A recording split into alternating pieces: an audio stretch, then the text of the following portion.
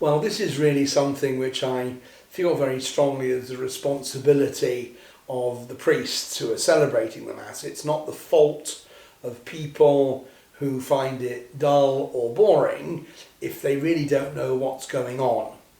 And I suppose one of the ways that might be possible to address this is to, in some sense, explain or make clear what the Mass is, where it came from, and, if you like, why we celebrate it in the particular way we do, with particular words and actions.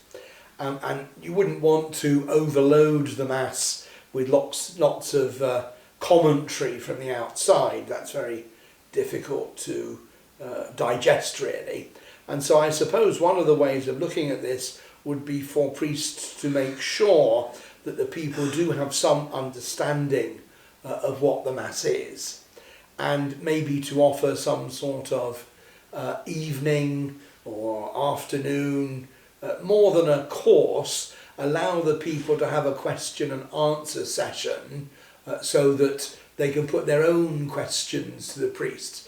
And priests should be able to do this quite easily, in order that the people really appreciate the richness and the wealth that's there in the Mass as we celebrate it.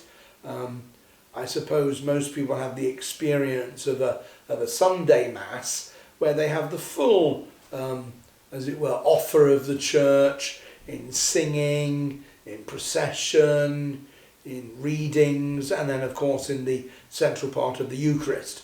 So just some little understanding of how the Mass is put together and how the parts relate to each other, I think would be a good way of addressing this question of being dull.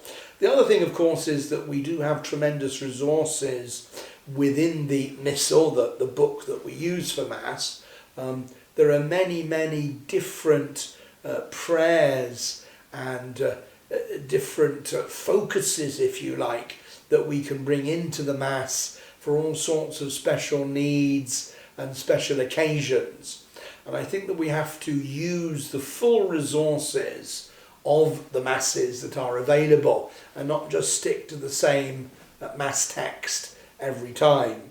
The different Eucharistic prayers that are present, the different celebrations, and of course celebrating the saints helps to break that up as well when we learn about the lives of other holy men and women. So I suppose the short answer to the question is, it's not the fault of the people who find it dull and boring, it's the fault of the people who make it dull and boring.